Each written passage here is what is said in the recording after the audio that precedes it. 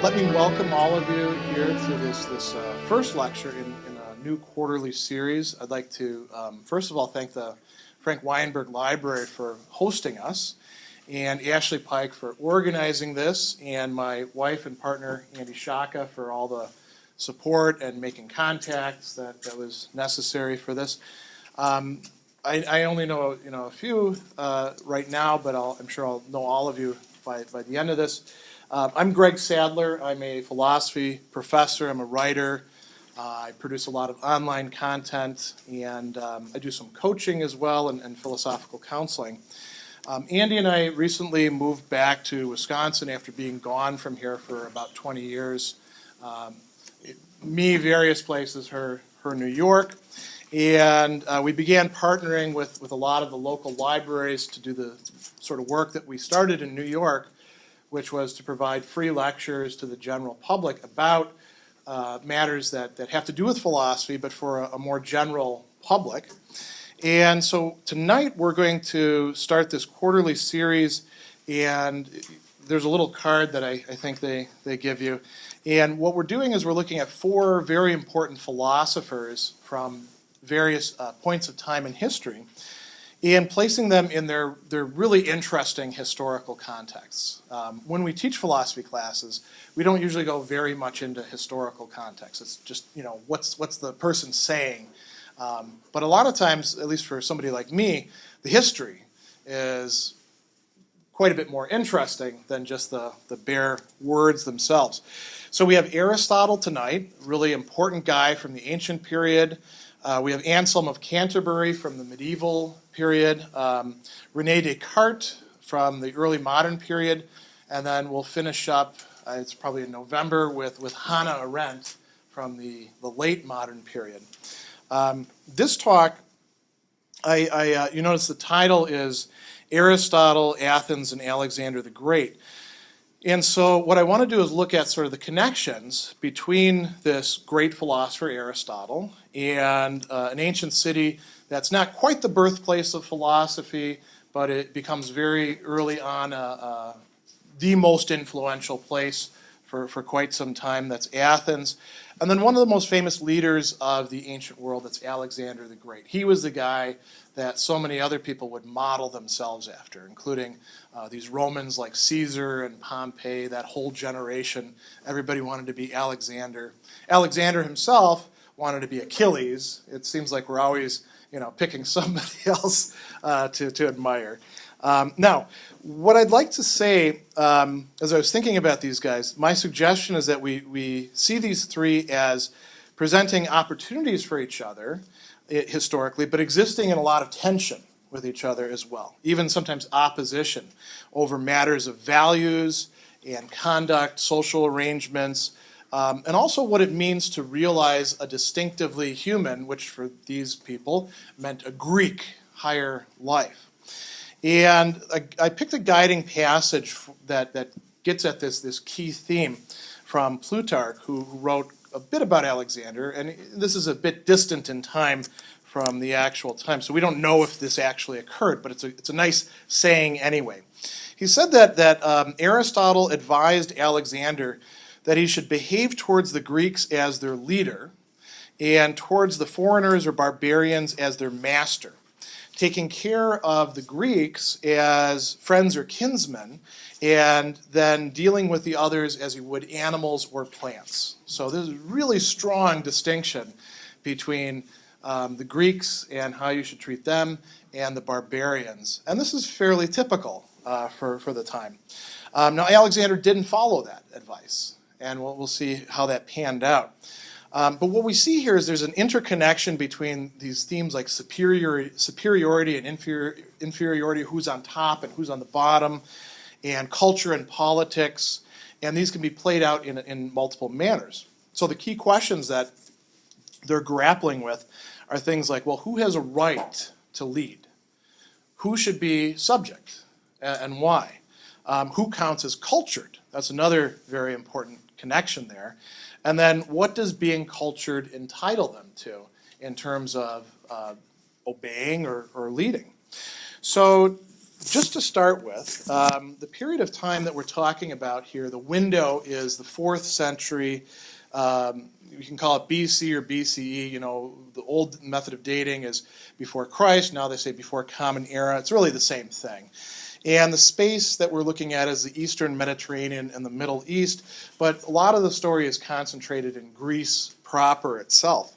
And when we look at this historically, and also, you know, in the histories of philosophy, they talk about this as the sort of cusp or transition point between what they call the Hellenic period and the Hellenistic period. The Hellenistic period is usually talked about as what happens after Alexander the Great, but these are kind of bleeding into each other here. So before I go on, I wanted to sort of sound the room a bit and get an idea about where, you know, what people know and what they might have questions about. By the way, if you have questions at any point, just stop me, and I'm happy to expand or clarify or, you know, sometimes obfuscate. So let's start with Aristotle. What do people remember about Aristotle? I see you shaking your head. Nothing? The name, right? Okay. He's in this famous succession. Who's before Plato in this? Socrates, Plato, Aristotle. That's the sort of thing that would be on a history test, right? And it'd be like a bullet point thing. And it's true. It's very important too. Yeah. As an English major studying Greek tragedies. Yeah. I remember it was always Aristotle from which the criteria became so important.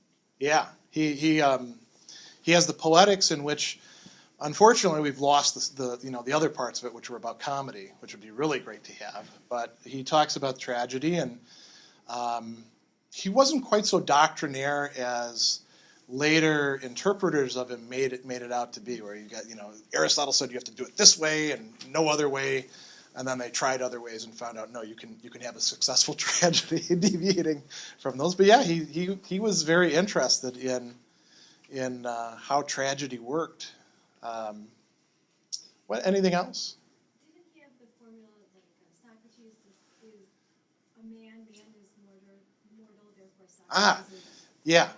So that's what we call a syllogism, and that comes from the Greek terms, sun and logos. Logos means something like, well, it means a lot of things. It means argument or discourse or reason, and then the sun is that connecting thing, like con in Latin.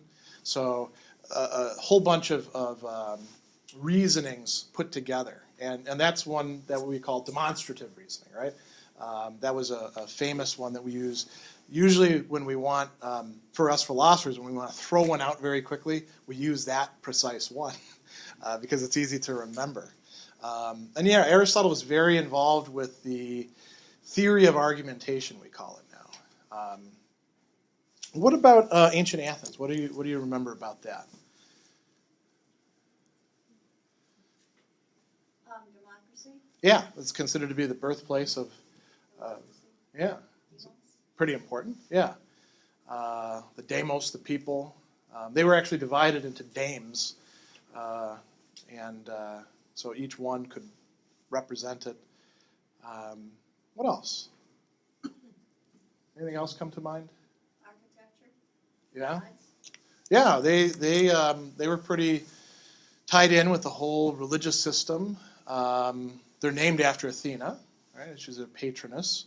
There's like a story about, Poseidon was looking for being a sponsor, essentially. Like when we have businesses sponsor sport teams, gods would do that with cities, sort of.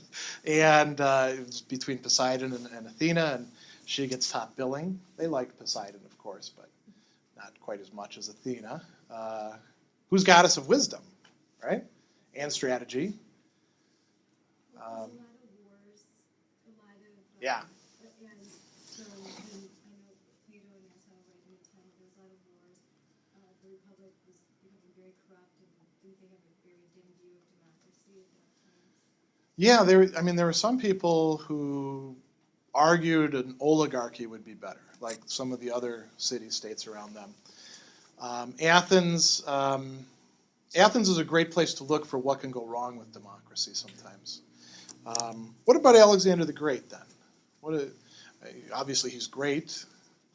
Why is he so great? Because he conquered so much land. Yeah, he's one of the first. Well, he's not the first great conqueror. As a matter of fact, the irony is he conquers Persia, the Persian Empire, but he really was an admirer of Cyrus of Persia, who's one of the guys who put that whole empire together in the first place. Now, by the time that he conquers it, Cyrus is long, passed on. But He got to India. he did, and he would have gone further if his men would have let him. They had enough by that point. You can, think about the stuff that we put up with. Sometimes, you work at a job for a while and you're not really happy with the boss or, working conditions. So his men traveled with him for 10 years, all across this, for the Greeks, uncharted territory, fighting, a lot of them dying.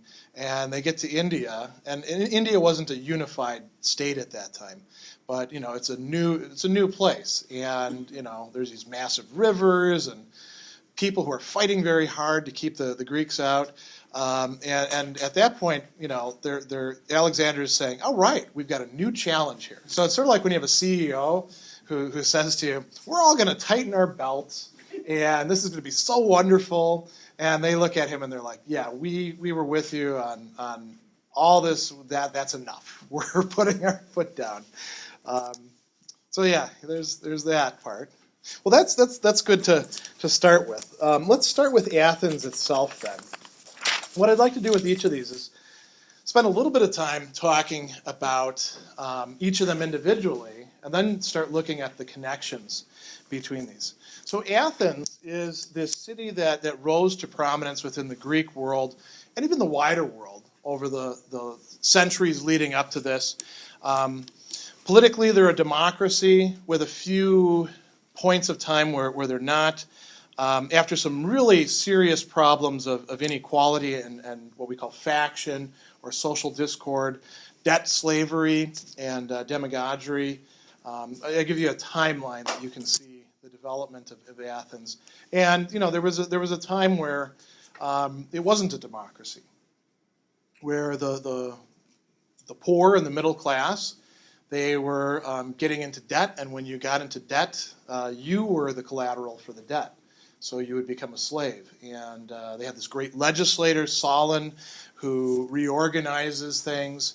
But that doesn't, fix everything. They have a tyrant for a while, and then they have a sort of restoration of things.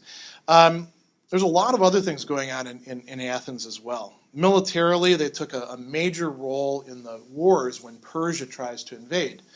And then they turned that to their own advantage. They organized one of the major leagues called the Delian League, and things go well for a while until it essentially turns into a protection racket, with Athens, the democracy, treating everybody in a totally undemocratic manner. They were actually called the tyrant city because of that. Culturally, we have the Greek drama arising there out of the festival of Dionysos. It becomes a place where, for a variety of reasons, wandering intellectuals called sophists, that's the place to go.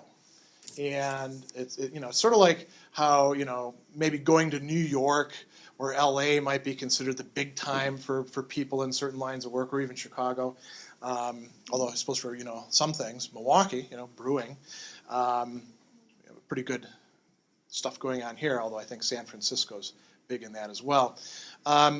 There were all these great thinkers who are coming and staying in Athens. So there's, I don't want to say quite a brain drain from other places, because there's other people who are smart there, but they concentrate in Athens.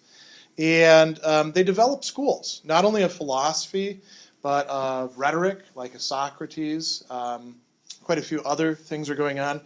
Athenian democracy is a bit different than what we normally think of as democracy. The vote was restricted to Athenian male citizens who had completed military training. And for a while, it was enough to have your dad be an Athenian citizen, that made you a citizen. And then there were too many citizens. So they narrowed it by saying both of your parents have to be citizens or else you're not a citizen. So it wasn't really everybody getting to vote. Women were excluded completely, not only from voting, but from most of society. There was a large slave class that did most of the manual labor. And then there was this whole group of people that were called metics, M-E-T-I-C in English. And they were resident aliens. They had almost no rights. But a lot of them lived in Athens. Aristotle himself falls into that class later on because he's not a citizen. Now, Socrates, you mentioned Socrates teaches Plato, teaches Aristotle. Socrates played a really important role in developing philosophy. And he teaches in this environment that has all this intellectual ferment going on, all these people claiming knowledge about things. And he gathers a lot of the younger people around him who are interested in what he's doing, and they start to imitate him. And then how does that pan out? Does anyone remember offhand? Well, poorly? Not well, yeah. Are we talking about Socrates? Yeah. Oh, right. Yes, exactly. He Starts to annoy people, certain people of power, and then they bring them up on charges. Yeah, and he has to go to trial, and depending on how you read his apology, it kind of looks like he throws the trial to make some points. He's sentenced to death, and he drinks hemlock as part of the execution, quite willingly and happily, which is a little bit of a paradox. Now, what was really important about Socrates was his teaching and his example. Plato was one of his students, but he had a lot of other students as well. And when we look at it, going back to that time, we look at Plato as being sort of the main fruit. But if you were to look at it at that time, you would say, well, this guy has a whole bunch of followers, and they're emphasizing different aspects of his doctrine. So Xenophon, who's a historian and a military commander, he writes about Socrates. And then we have these other guys like Aristippus, who starts a hedonist school called the Cyrenaic school, Antisthenes, who starts the Cynic school, another guy, Euclides, starts another school in Megara that's focused on dialectic. So by the time that Aristotle comes on the scene, there's a lot happening intellectually in Athens. And it's not just Plato, it's all these other people who have been influenced by Socrates. By the time he comes on the scene, the other things to say about Athens is that Athens had played a really central role in Greek politics for quite a while, but its fortunes were on the decline. And to be very brief about this, what was going on is in the north of Greece, this new power is rising, Macedon. And eventually Philip II of Macedon would in effect conquer most of Greece except for Sparta. He would force them into an alliance called I have it here. One of these many different leagues. I'm blanking on it right now. But he ends up dominating the majority of Greece. And Athens, this city that had been, oppressing other cities, fighting against the Spartans, fighting against the Thebes, making alliances, trying to keep the Persians out of there, ends up in a kind of subordinate position. And, when people end up in that sort of position, they're usually not happy about it. So remember that as we move through the story. Let's turn now to Aristotle. So one thing I want to say from the start is that there's a lot of source documents about Aristotle, but the scholars are not confident about any one of them in particular. So we can piece together a story, but the story that we piece together quite often will depend on what we bring to the story from the start. There's some things that we can say we know for certain, right? But then there's a lot of stuff that people report, and we're not quite sure whether it's true or not, or how much of it is true, or what to make of it. We know that he's born in northern Greece, in the city of Stagera. That's why he's called the Stagirite, to a guy named Nicomachus and a woman named Phaestus. It's claimed that they were both descended from the Greek god of medicine, Asclepius. This is kind of a common thing at the time. to say that somewhere down the line, one of your great ancestors was the son of Zeus, or son of Apollo, or related to somebody in some way. Do we have any idea whether this is true? No. But it meant something that they did that, because there's an association with medicine going on there. His father is said by later biographers to have been the court physician to the father of Philip, this Amyntas, that's a very hard one for me to pronounce, who we don't know an awful lot about. He was one of the kings of Macedon. Do we know whether he was a court physician or not? Not really. It's a good story, though. And there's good reasons to think that Aristotle does come from a family of people who are connected with medicine. Some of the bad things that are said about Aristotle come from that tradition. So Aristotle drew a lot of criticism from biographers and historians and other philosophers here and there.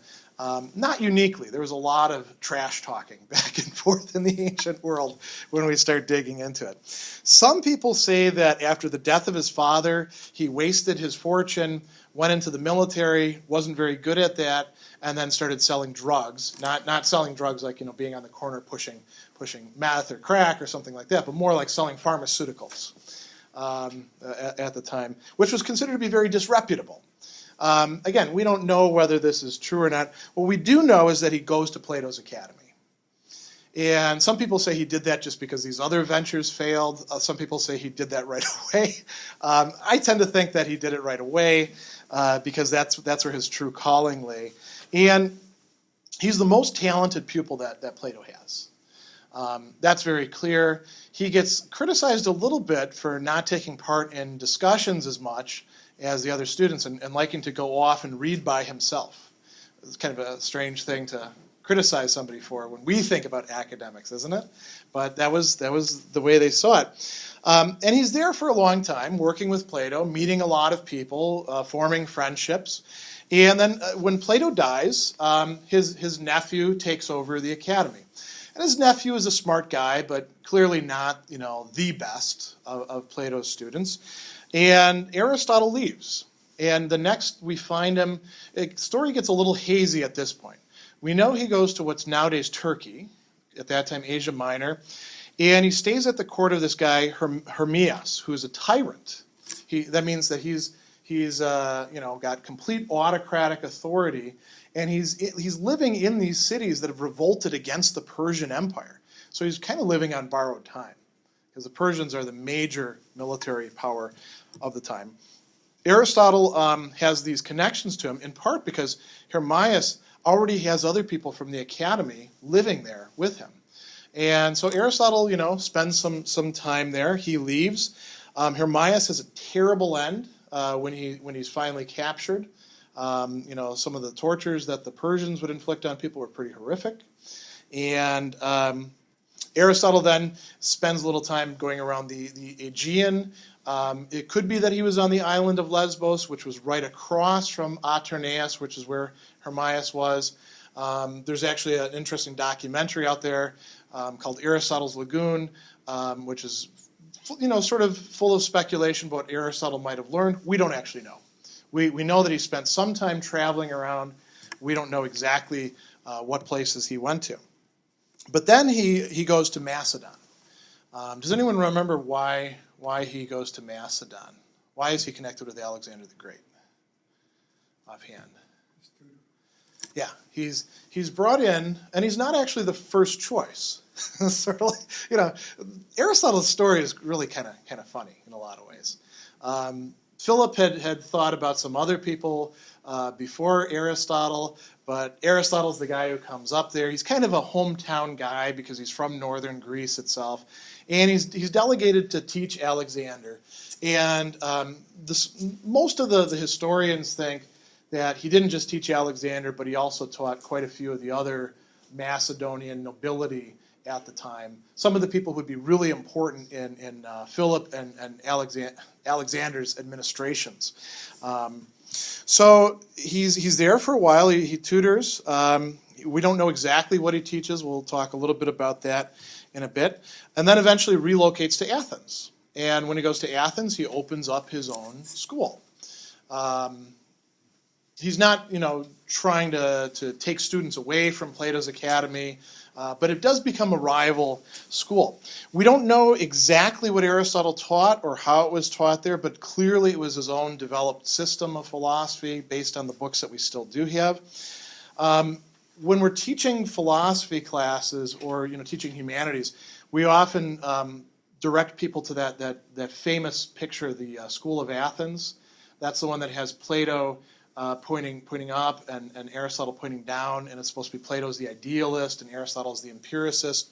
And there's some truth to that. Aristotle was interested in observing things, but he also does a lot of taking other people's ideas and sifting through them, seeing whether they're any good or not. That's what's called dialectic. Sort of like before you start writing your own paper, you maybe do a little literature review and see what everybody else has said about it, and maybe you don't need to reinvent the wheel, but you can go a little bit further. Aristotle does that in his philosophy. We only possess a small portion of what he wrote. I gave you this handout listing of Aristotle's works in Diogenes Laertes. Diogenes Laertes is a source book for ancient philosophy, and Diogenes was not an original thinker himself, but he sort of canvassed the available literature and tells us a little bit about what this person did and what they wrote. Sometimes, the stuff he says is not very reliable, but he gave us lists of books. And this is one of the greatest things about Diogenes, and also one of the most heartbreaking things about Diogenes. Because if you like ancient literature, and you like these thinkers, what you're presented with are massive lists of books that we don't have, that have been lost. Now, some of these may, in fact, be things that fed into the books of Aristotle that we do have. And we do have a lot of Aristotle left over. Some thinkers, like Epicurus, we have only 3 letters and what's called the principal doctrines out of, just hundreds of books that he wrote. And the only reason we have those is because Diogenes Laertes was so impressed with Epicurus that he copied them out by hand and put them in his book. If that hadn't happened, we'd have lost even that. But with Aristotle, we have some things. And there's 2 things I want to direct your attention to. One is that there's a book that we've lost, of course, but it was called Alexander or a Plea for Colonies. So he wrote a book specifically to or about Alexander. We're not quite sure what was in it. Some people want to say that some of the things that were in it showed up in other places. And then the other thing is he wrote constitutions of 158 cities. What these were studies that he carried out with some assistance from other members of his school, going to particular cities. And when he says constitution, he doesn't mean like our constitution, where it's a document. He means talking about the entire history of how that political community developed. So we have one of them, of the 158, the Athenian Constitution. All the rest have been lost, unfortunately. So what we do still have is pretty amazing. So he made contributions in philosophy to areas like metaphysics. He coins the term metaphysics. Epistemology, logic, ethics. He also made contributions at that time, which have been long since surpassed, in biology and physics, psychology as well, but also to political theory. Much of what he says about political theory stands the test of time today. Rhetoric, literary criticism. He was an all-around intellectual. So now let's bring Alexander into the story. We have our third A.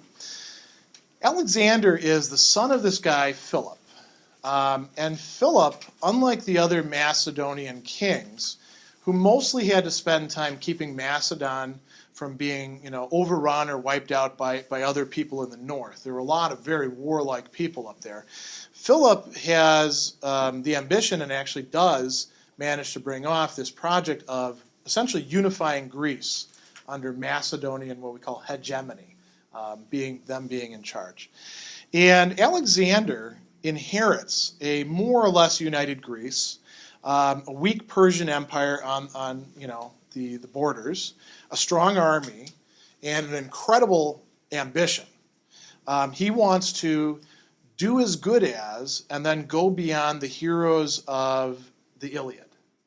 The Iliad is, the story of the Trojan War.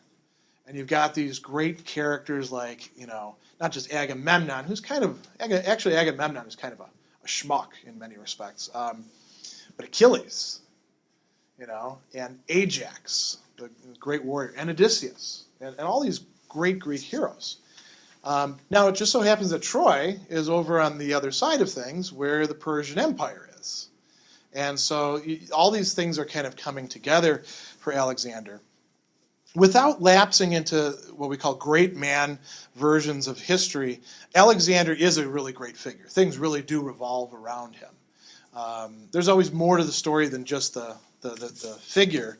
But he is the kind of guy who wants to emulate somebody like Achilles, and then he's going to be emulated by other people, as I mentioned before.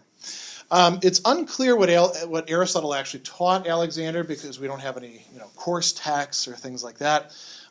One report that we have from Plutarch, who's quite a bit distant in time, says that Aristotle taught Alexander everything from his entire system. That's pretty hard to believe.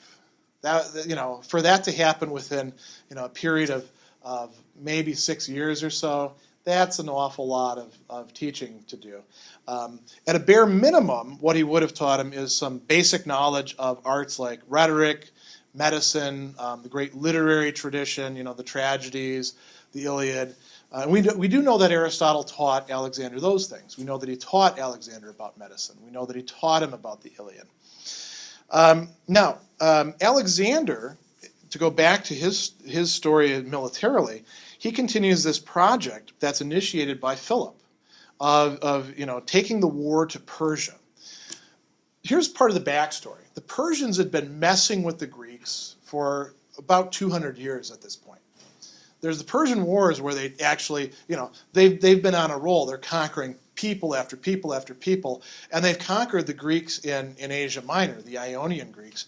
And then they start going after the mainland Greeks, and then they're brought to a close. And this happens over several different campaigns.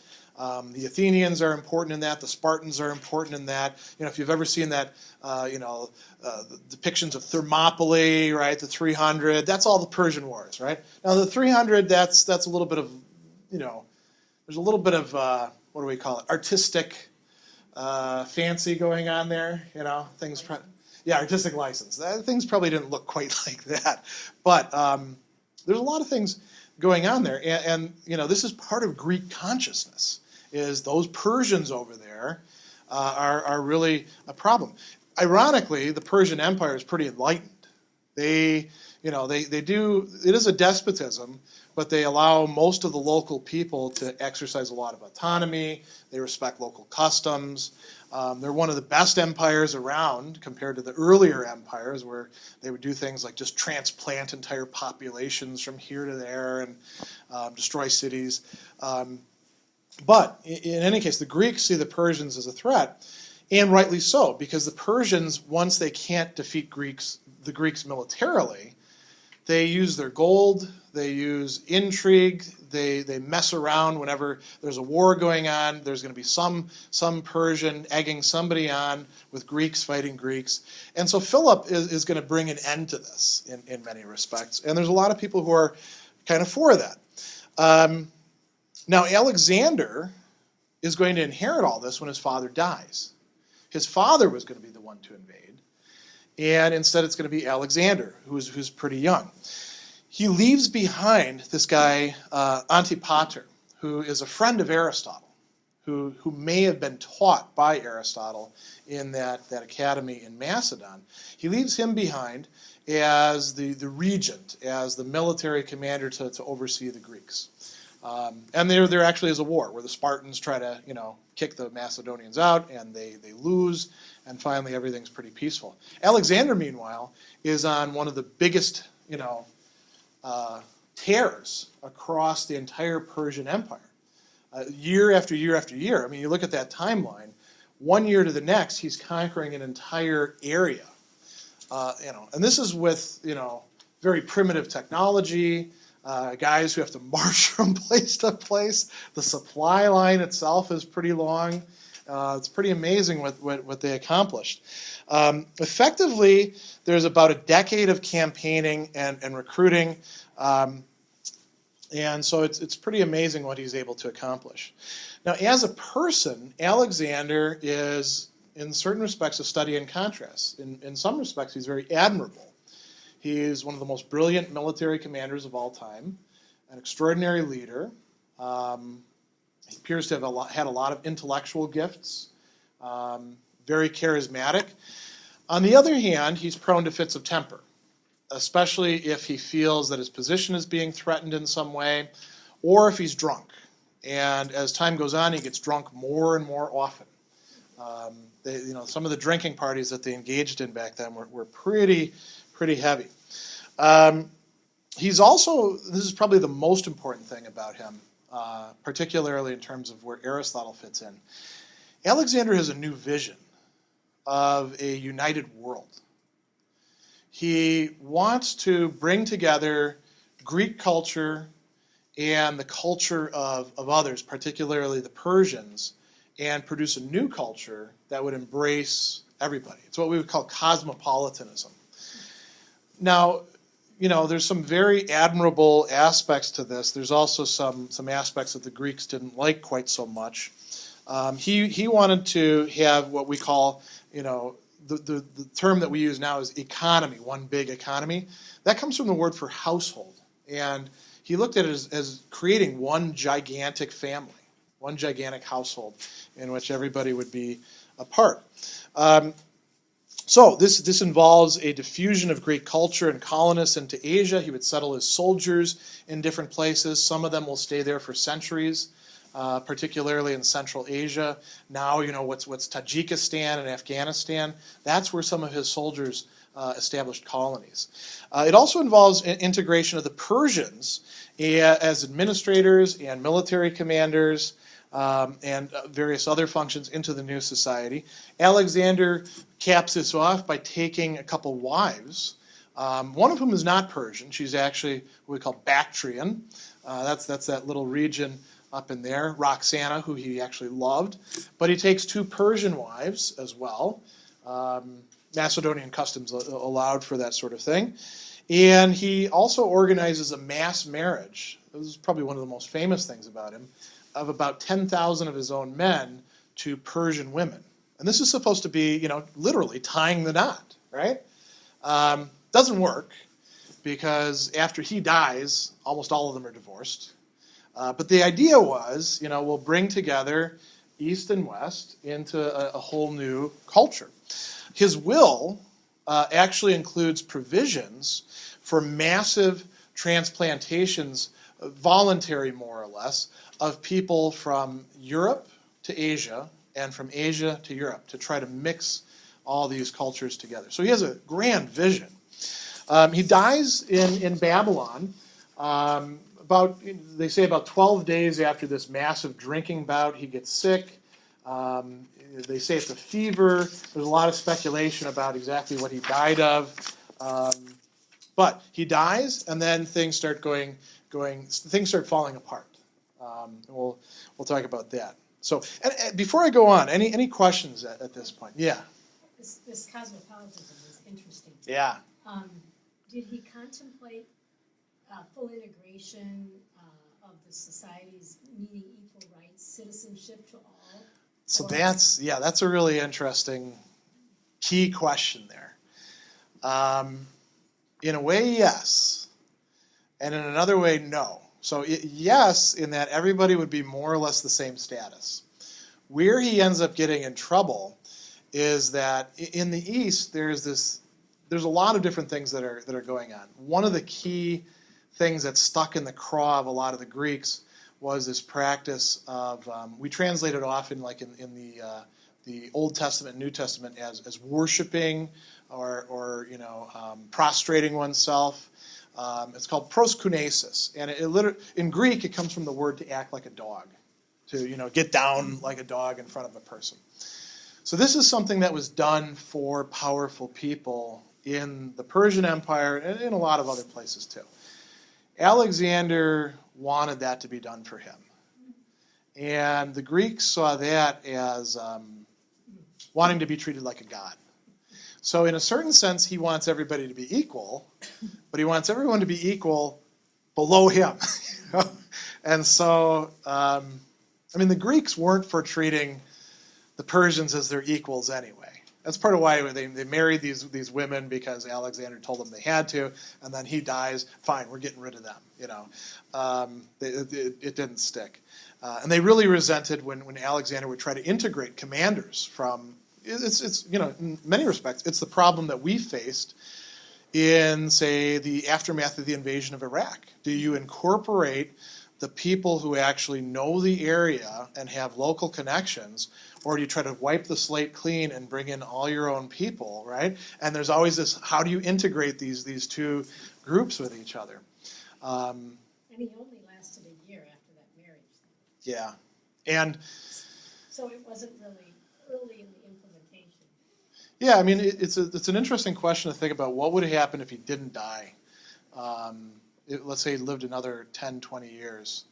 It was clear that they weren't going to go any further than India. But that's already a huge territory that they were governing. And there were problems even along the way. Like you take over a territory and then you march on, and then you come back and you find out the people that are supposed to be in charge of it haven't been doing what they're supposed to do, because they think you're going to be staying, on that side. So they get corrupt, and he'd have to cut it, kick some people out and execute some people, and it was always a mess. Yeah. When you said that Alexander wanted to mix cultures and Yeah. have more equality, women were never a part of that equation, were they? Well, yes and no. So in the ancient world, in general, women's status was pretty bad. But some cultures were better than others. Athenian culture was particularly bad. But Alexander wasn't taking Athenian culture as his model. He's from Macedon, bless you.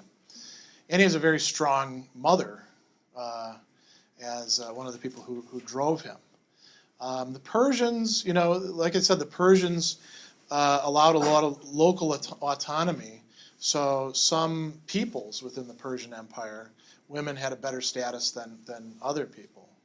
The Persians themselves, not particularly great in that respect. But you're right, yeah. And it's not as if he would abolish the slave class either. Slavery was a major institution in every developed culture in the ancient world, and he wasn't going to just abolish all the slaves. Aristotle actually has some really interesting things to say about slavery. Usually we say that he, justified slavery. He justified slavery in a very narrow way, saying it makes sense under two conditions. One is that the slave has to be better off having somebody in charge of them, and then the person who's in charge of them, here's where the kicker, the person in charge of them actually has to be the right person who can govern themselves, and that's almost never the case, as it turns out. But Aristotle also called slaves and sold tools. And he said, if we reach the point where the looms will, weave the garments themselves, then we don't need slaves. So he saw technology. He didn't think it would happen, but he sort of foresaw technology as a possibility to get rid of this massive inequality relation. But that's getting a little bit off topic on my part. But yeah. So the breadth and the density of Aristotle's work just is monumental. Yeah. And these listings from Diogenes that you mentioned, is there any sense that there's anybody else who came close to that?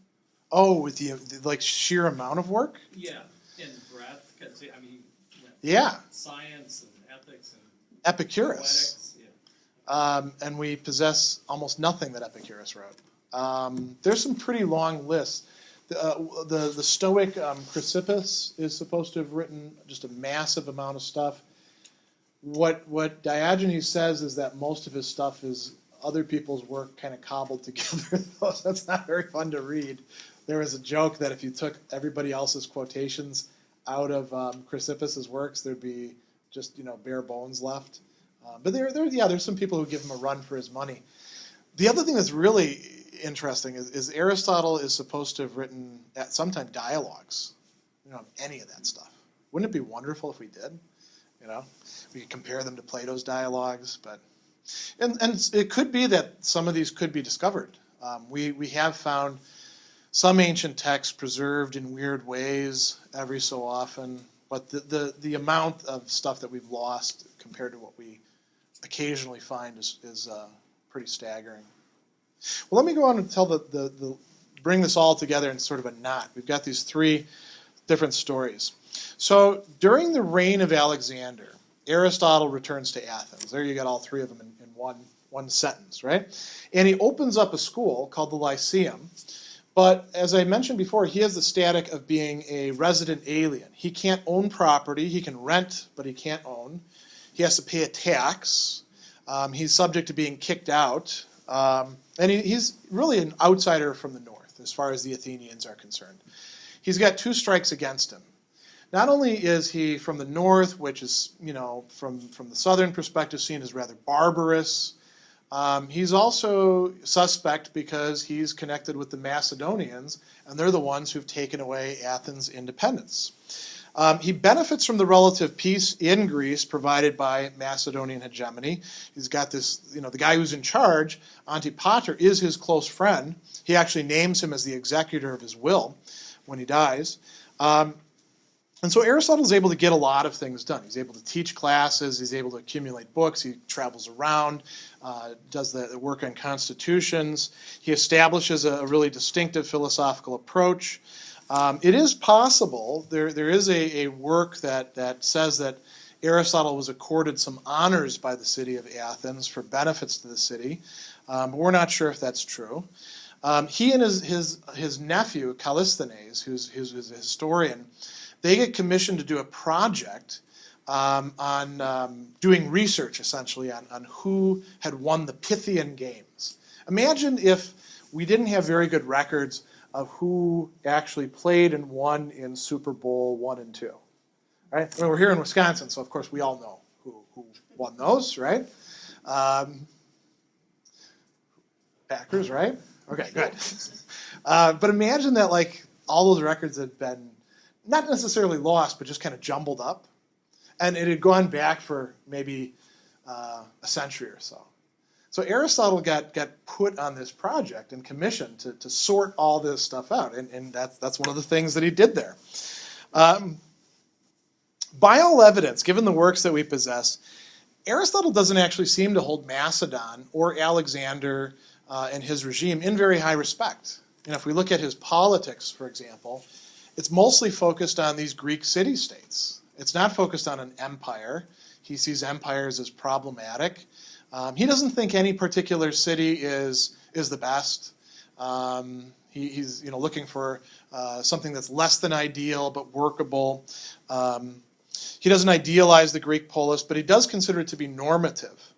Now, according to Plutarch, here's what Plutarch, again, got to take this with a grain of salt. This is what he says about Aristotle and Alexander.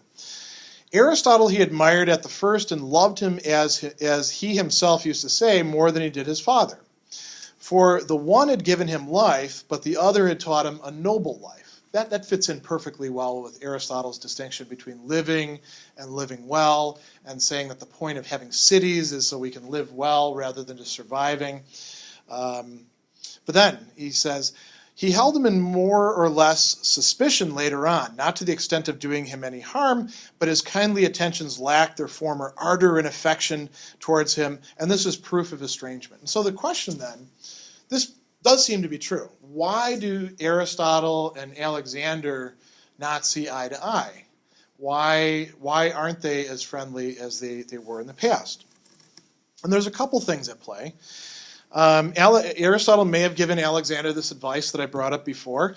Behave towards the Greeks as their leader and towards the foreigners as their master, taking care of the Greeks as friends or kinsmen, and dealing with the latter as animals or plants. Aristotle, that fits in with his views. He thought that barbarians are naturally slavish. To go to the question of slaves and women, one of the bits of evidence that Aristotle adduces for that is that they don't know the difference between slaves and women. They treat slaves just like they do women. So, you might say, oh, that's great. He's saying don't treat women as slaves. Aristotle's not saying that. He's saying slaves are down here, women are here, male, householders are up here. It's a mistake to get these two mixed up. He talks about it as sort of like people wanting to use a Swiss Army knife. It's not, this is a paraphrase. You want to use a Swiss Army knife to fix everything. So Aristotle thought that barbarians don't get it. They're not really cultured. They blur these distinctions. There's a lot of potential if the Greeks come in and educate them, but that requires that they be subordinate. Alexander's not doing that. So that may be part of the problem. He wants to incorporate all the subjects and people into one gigantic political and cultural sphere. And he also adopts these Persian customs. So here's the second thing. Alexander wants people to, whatever we translate it as, genuflect, abase themselves, get down in the dust like dogs, kiss the ring, all these, we've got all these sort of locutions for it. Aristotle wasn't for that, and not only was Aristotle not for that, his nephew had gone along with Alexander to be his historian. And like many of the other Greeks, Callisthenes was not for that either. And at a certain point, they'd had enough. Callisthenes gets involved not in the first, but in the second attempt on Alexander's life, a plot against his life. And Callisthenes and the others are discovered. He's executed. That probably led to some tensions between Aristotle and Alexander as well. There are some speculations that I should mention that Aristotle may have played some role in Alexander's death, but most historians of the period don't give a lot of credence to this, but it could be the case. Antipater was being recalled from Greece. He was supposed to bring reinforcements, and there was speculation that perhaps Alexander was going to, dress him down or something like that. He was also supposed to bring medicine. Aristotle had a lot of medical knowledge. There's this theory that maybe the drinking bout and the after effects of it could have been due to some sort of poison. There's a lot of speculation back and forth. Nobody really knows. It seems kind of unlikely, given Aristotle's own views on a lot of stuff, that he would engage in something like that. But what does sort of bring the story to a close is Alexander does die.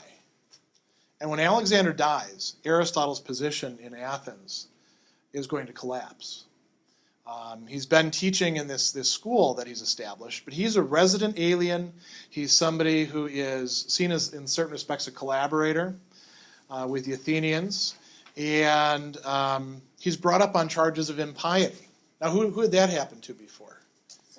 Exactly. And so there's this famous saying, I won't let Athens commit the same sin against philosophy twice. So he relocates to Chalcis, a city where he had long-standing ties. And he doesn't live very long there. He dies within a year. He names Antipater his guardian. Antipater is going to go on to become one of what we call the successors. The diadochoi is the Greek word for it in the Macedonian Empire. And so Alexander kind of succeeds in that there is one vast, more or less unified cultural sphere now, at least in the East. It doesn't include Carthage and Rome and places like that, but it gets broken up into various kingdoms that are going to fight with each other over time. But it's no longer the case that places like Athens are playing any major role in that. Now it's larger unities, and we're well into what we call the Hellenistic period. The sort of final capstone for this is Aristotle's school survives, in part because he has such great students himself who he impressed, sort of like Socrates impressed Plato and Plato impressed Aristotle. He has this successor, Theophrastus, who is an Athenian citizen, who can hold land, who can, in fact, make the Lyceum a going concern, and who does write some of his own stuff as well in these lists. And Aristotle's school becomes one of the great schools of antiquity. So you've got all these different interesting themes connected together. And you notice that Aristotle, he lives in Athens. the Athenians nowadays would love to claim him as, well, Aristotle, part of our cultural heritage. But he was not very well liked or received at the time. He and Alexander, he tutored Alexander, and we often associate them together, but there were differences between them, not only about, say his nephew, but about really fundamental issues. How should one rule? Who gets included? How do we treat those barbarians? Do we consider them to be barbarians or not? And Athens itself has a very unhappy relationship with Alexander the Great. So you've got these three A's all sort of existing in tension with each other. And I think what I wanted to do was to tell the story that those tensions that we often skip over when we present it in a very summary form. So that's all I have. I'll answer any questions, or if you want to have some general discussion about these topics. Yeah. Would you say or based on that time period and what was going on with Alexander the Great conquering and meshing of cultures and so on, and trying to bring it into, I guess we call it one economy or one. Yeah, they use this word brought the world together in a way. Oikonomike, yeah. How would you relate that to anything happening today? Wow, that's it's nothing like asking the easy questions to start with. Right? So one of the ideas that's been floated out there, there's two ideas. Let me sort of throw these on the table. I'll give you some really short summaries of them. One view is this clash of civilizations idea associated with Huntington. And the idea is that you've got, Russia is a civilization and China is a civilization. And they can't really see eye to eye with each other. They're fundamentally different. And, the Islamic world is a civilization. And so what we're involved in right now is kind of shaking out who's going to come out on top. And maybe nobody will. But there's fundamental differences and we can't overcome them. So like when we invade Iraq and Afghanistan, it's crazy to think that we could in any way bring democracy because that's a Western thing, and you can only rule these people with force, and so that's based on that idea. Another idea is what we could call the end of history thesis, and this comes from Francis Fukuyama, who after the Berlin Wall came down and the Soviet Union collapsed, he wrote this book, The End of History and the Last Man. And he rather optimistically said, well, capitalism with liberal democracy and human rights, that's sort of the end of the game. And there's a lot of places that aren't on that agenda right now, but they're going to get there because that's the final state, and everyone's going to see it sooner or later. Those are the societies that manage to live. Democracies don't fight with each other, And if you have that sort of view, then we're eventually all going to become part of one big, happy, liberal democratic family. That doesn't seem to be the case. Well, that's when it came out. Exactly, yeah. It was part of the zeitgeist, And, if you look at like when we invaded Iraq and this democracy agenda, this idea of changing the Middle East, we sure did change it, and some dictators are gone, and there is the possibility for the development of what we call liberal democratic institutions, but it takes way more time and way more effort and is subject to a lot of obstacles and falling back than the people who had those plans planned for. This was one of the tragedies, I mean, we did great in invading, great in the sense that we destroyed, the Taliban and Saddam's forces very, very easily. But then we left things in chaos because nobody really had a strong sense of what needed to be done before that. And we probably need something in between those people, you can't do nothing with them kind of attitude of clash of civilizations, and the super optimism of it's just a matter of time before they see the light kind of thing. We need something that's much more realistic in the middle if we want to see any sort of progress. Now that's assuming, of course, that respect for human rights and rule of law and all that sort of stuff is good things, which I take to be fairly uncontroversial here, but are contested. Not everybody sees that as the case. I was gonna ask a more simple question, but Sure. time. Okay. About, I was gonna ask why he stayed in Athens. Oh, Which Aristotle? also did after, but the one thing, Yeah. just adding on to that, I think comparing today and back then, the similarities between the stratification of class Yeah. then and now, and then thinking why he stayed there, because he was the resident alien without the rights. Yeah. And then you think of slavery, and you think of the human slavery today, Yeah. and so it's interesting that I think of the parallels with then and now more in the stratification of class globally. Yeah. Well, slavery then was I mean, wider you saw than it. what we have. And we have, when we have people who are actually in positions of slavery here, it's usually pretty horrific. And there was that horrific part of it in the Greek world too, but there were also a lot of household slaves who, they weren't that badly off. And I'm not. They would sell themselves into slavery because it was a Oh slavery. yeah. Sometimes if you took out a debt, you could wind up in effect becoming a slave too, in some of the cultures. But it's interesting he stayed there when he wasn't. yeah, well, Maybe he was Athens. invested in a school. So part of it, I think, is the fact that he had gone to Plato's Academy. He made a lot of friends and contacts there, and many of them were Athenian. Theophrastus, for example, who's kind of his right-hand man. He traveled with Theophrastus, but he also, he works with him there. And so it was kind of a congenial place. It's also, Athens became a major maritime city because it's so well located to get to so many other places, and it has all these other things going for it. It's sort of like, when you ask, well, why does somebody want to live in New York, even though, it's ungodly expensive to live there, and there's way too many people? Well, because it's New York, and it offers so many opportunities for things. He could have relocated his school to other places. So he could have gone to Stagger, which had been rebuilt, or to Chalcis, where he had family connections, but he wouldn't have had the same kind of students as he had in Athens. It's not that he wouldn't have had any good students, but they wouldn't have been of the caliber that he was getting there. But it meant he was living in kind of an uncomfortable place.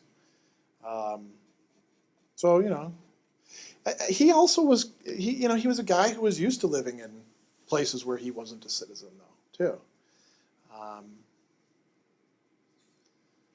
Now, the stratification thing, it was a very stratified society. You could rise, of course, but there were a lot of ways in which, if you were poor, you weren't going to get to go to school, or, probably had a good chance of becoming a slave. Aristotle himself had slaves, some of whom he had manumitted,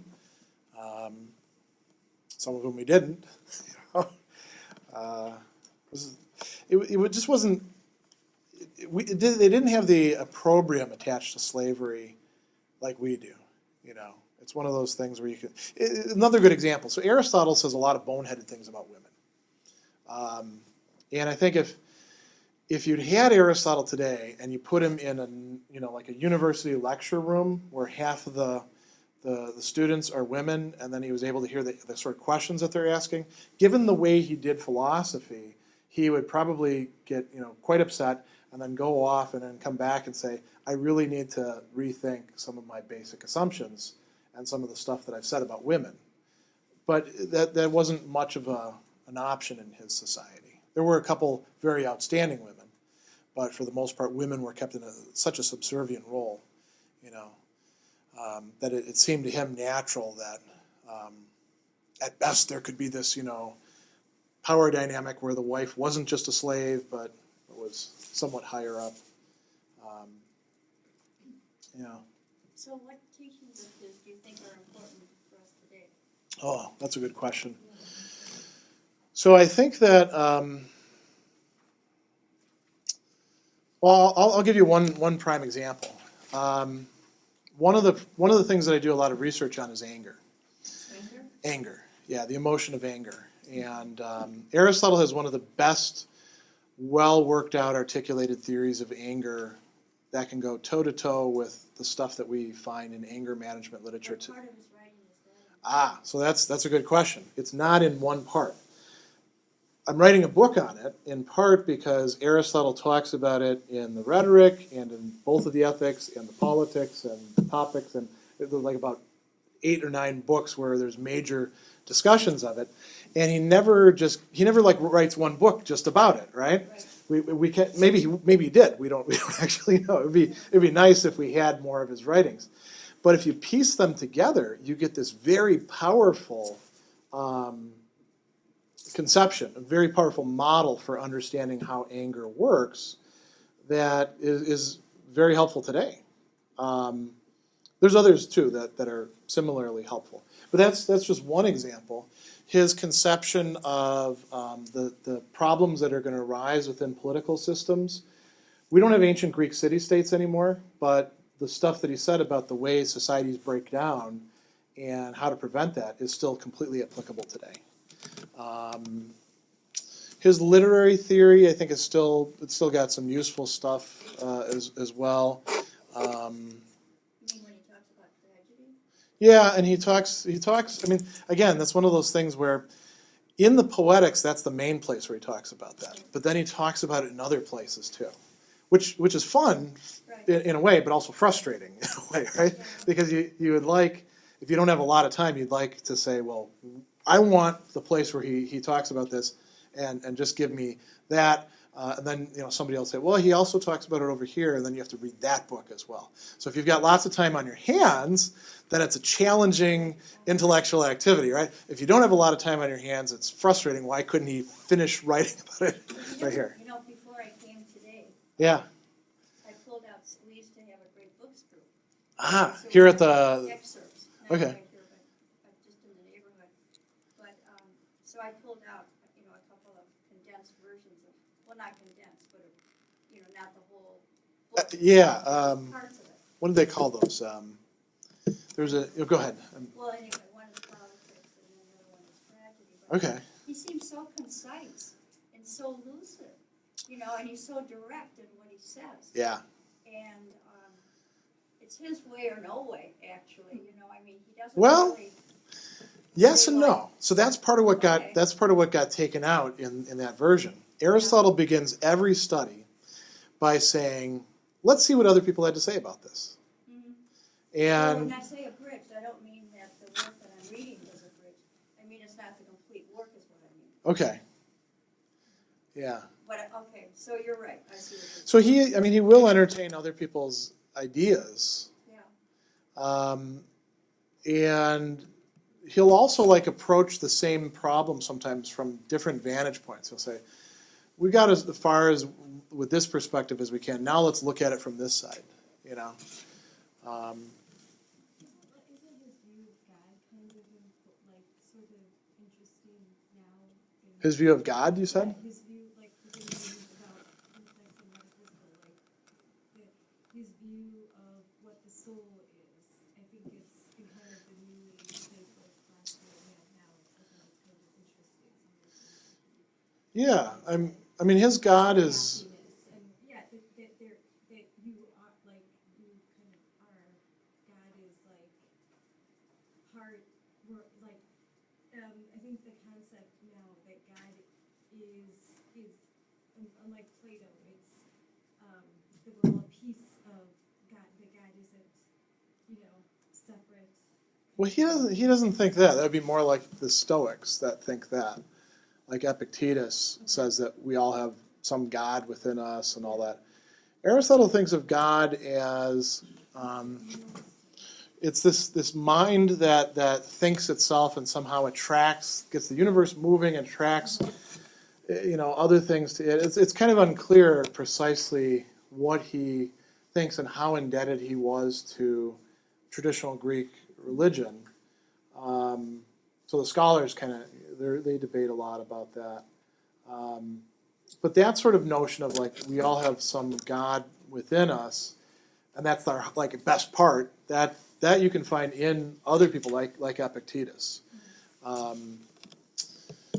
That's actually the basis for why Epictetus thinks we should all treat each other well. and also behave well. So this is more, what I'm going to say is more about Epictetus than Aristotle. But I think Aristotle could kind of get behind this. Epictetus says, when you're acting badly, you should remember that what you're doing is you're making God act badly as a result. So to be very crude, when you go to the brothel, you are taking God along to the brothel. And you're making that be what God does. That's not a good idea, he says. And then there's also like how we treat each other. So, if I understand that somebody else is also, in a certain respect, God, then I should make sure that I treat them well, as opposed to the way I'm more likely to treat them. Epictetus thinks if I don't do that, like when I get angry with somebody, right? I shouldn't hit them or say bad things to them, because I can remember that we both share something in common, that is being parts of the divine. Aristotle, that's not really developed in his stuff. He does have a conception of the soul as being the form of the body, so that it's not immortal. Yeah. Okay. There. Yeah. So Plato thought the soul was, and a lot of people think of this way. It's sort of like, we have these cartoons where like somebody dies, and then there's this kind of ghostly thing that tiptoes away and looks at the body and says, "Oh, So then that's the me, and the body is just kind of meat or, whatever. Aristotle thinks no, it's you don't have a soul without a body. Now that means that when your body dies, it's all over. So that may not be, a lot of people might not like that idea, Aristotle did think that one part of us seems to be immortal. The agent intellect. And there's a lot of very technical discussion throughout the ages about whether that is what we call individuated, so that I would have one and you would have one, but they're not the same thing, or whether it is indeed the same thing in you and in me, so that it's not really us that survive, it's just that intellect that survives. Same problem again. If you would like to be immortal in some way, then Aristotle's not really for you, I guess. Of course, the Stoics didn't think that human beings were immortal either. They were materialists, as were the Epicureans, and so if you want to be immortal, really you got to be a Platonist, I think, or religious. So, yeah. Any other questions or comments or confusions, worries?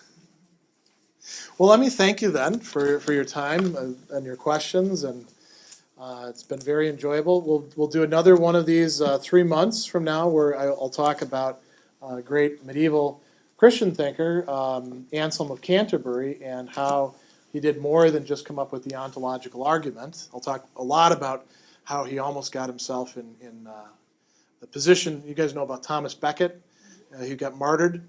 That almost was Anselm before Thomas Becket. Conflicts with the kings of England and all sorts of interesting church-state things like that. But yeah, thanks for your time, and I'll see all of you next time.